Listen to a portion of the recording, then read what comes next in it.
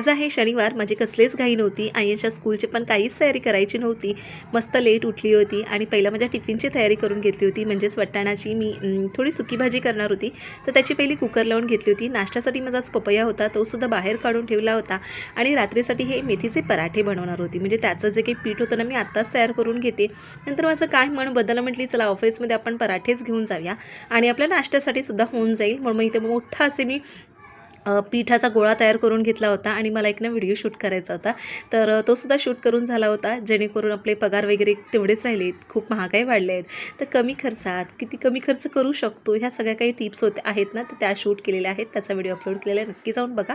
डिस्क्रिप्शनमध्ये त्याची लिंक दिलेली आहे. त्यानंतर मी ते थेपले वगैरे सगळे करून घेतले होते. आत्ता पुरता फक्त माझ्या नाश्त्यासाठी आणि टिफिनसाठी बाकीचं पीठ होतं ते मी फ्रीजमध्ये ठेवून देईन. तोपर्यंत माझा आयन सुटला होता, त्याचं अंघोळ घालणं, घरातली कामं करणं, त्याची तयारी करणं, कारण तो स्कूलला जाणार नाही पण डे केअरला जाणार आहे. तर डे केअरची पूर्ण बॅग, त्याची ट्युशनची बॅग, संध्याकाळचा नाश्ता, हे सगळं मी त्याला तयारी करून ठेवली. आणि आता त्याला दूध दिलं होतं. सोबतच मी ते म्हटली की माझीसुद्धा तयारी करायची होती. भाजीसुद्धा झाली होती. हे बघा, पांढऱ्या वाटाण्याची भाजी, सुकी भाजी केली होती. सोबतच आता मी माझा नाश्ता करून घेते. खूप छान लागतो मेथीचा पराठा, थेपला आणि चहा, ह्याचं कॉम्बिनेशन खूप छान लागतं. आणि यशलासुद्धा मी दिलं होतं गूळ आणि त्याच्यामध्ये गूळ स्प्रेड केला होता, तूप होतं आणि जो मेथीचा थेपला होता तो. आयशला डे केअरमध्ये ड्रॉप केलेला आहे. मी निघाली ऑफिसला. आवडलं तर फॉलो करा. बाय.